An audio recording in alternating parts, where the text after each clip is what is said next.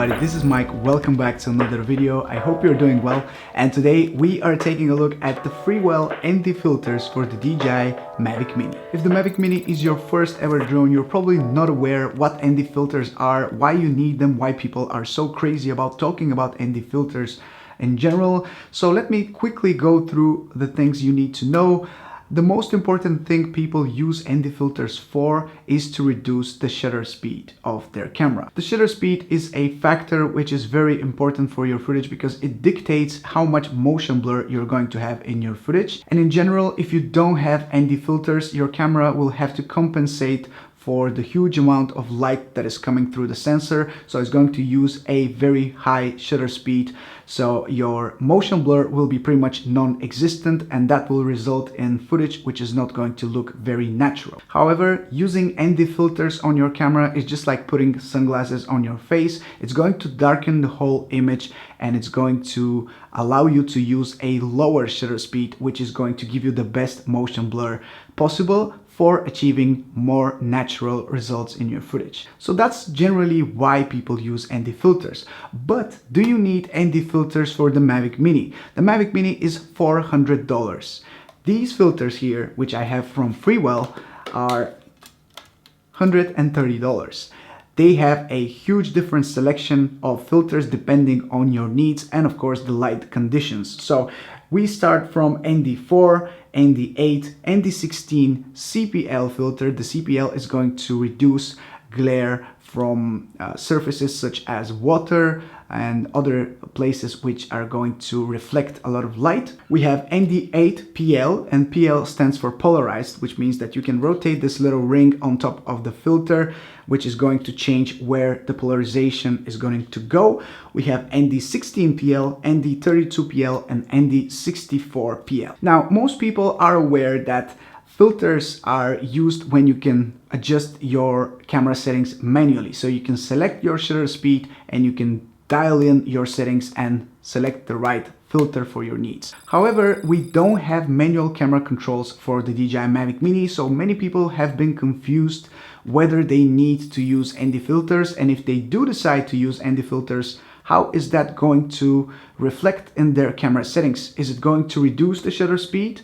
Or is the camera going to bump up the ISO to compensate for the lack of light due to the ND filter being on? There is a way to find that out. So when you go to the settings of the DJI Mavic Mini, there is one setting which is called video subtitles. And you can enable that setting, and it is going to show you when you play some footage on your computer, it's going to show you what camera settings the drone has selected to use.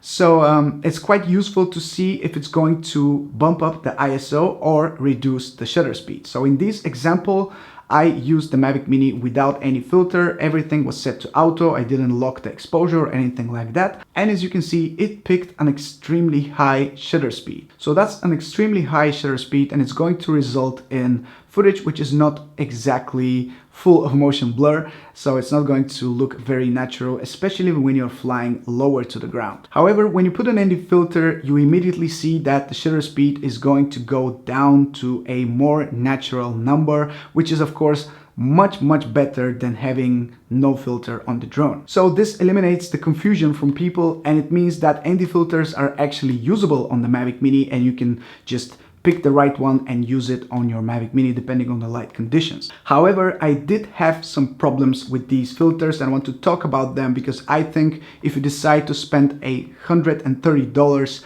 for filters, you should know what problems you might face. So when I installed my ND16 filter on the Mavic Mini, I noticed afterwards, after flying, after examining the footage, I noticed some twitching in the gimbal, some vibrations. So it seemed like maybe I didn't install it properly, but it had some problems with the gimbal. It was just not usable footage for me because of all of these shaky vibrations going on in the screen, and I just didn't notice it right away after putting on the filter. So make sure you install the filter properly. Make sure you examine how the gimbal is reacting before you take off to record your footage. This is probably my bad for not taking a closer look on the gimbal itself, but I just want to make sure you guys are aware of this possibility. The next problem which I experienced was when I used the ND32PL, and as you can see, this filter has this ring which you can rotate in order to adjust the polarization of the filter. However, this ring is also responsible for introducing some redness in the corners of your footage, and I'm not sure why that happens, because it only happens for a portion of my footage. It just appeared out of nowhere in the corners, and when I didn't notice it when I was flying, and when I changed the angle a little bit, it disappeared. So that's also something which I need to talk about, and I want to make you aware of this possibility that you might see some of this redness in your footage. I'm sure if you're using the regular non-polarized filters such as these ones, you won't have this issue as they take more space and they cover the whole camera. But I'm not sure why Freewell decided to make this ring so small and not use a larger surface for this whole ring so it doesn't interfere with the camera. But yeah, that's what I wanted to talk about. And lastly, I was really hoping that because we can actually use manual settings in photo mode, I will be able to use some type of long exposure photography with the Mavic Mini by using the ND64PL. But as you can see, the weather was too sunny and bright, so I wasn't able to use the settings that are the right ones for making a long exposure photo. So if you're a fan of long exposure photography and you want to try that out with the Mavic Mini and these filters, you will have to wait for a very cloudy day, or you have to just wait until they introduce a darker filter such as ND1000. With that being said, do I recommend these filters? I really don't know what to say here because normally I would always recommend Freewell as they are very, very good in terms of what they do. But here, since I noticed these problems and since they are so expensive, $130 for a $400 drone, I wouldn't really say they are absolutely necessary to have, because in many situations people who own the Mavic Mini do not care about getting the perfect amount of motion blur and having the best cinematic footage possible. Most of the people who own the Mavic Mini just care about their battery life and being able to quickly capture some shots when they're traveling, when they're on vacation and with their families and stuff like that. So I'm sure not many people would be absolutely interested in the amount of motion blur they get in their footage. So I think for a drone such as the Mavic Mini, ND filters are not exactly a must-have accessory.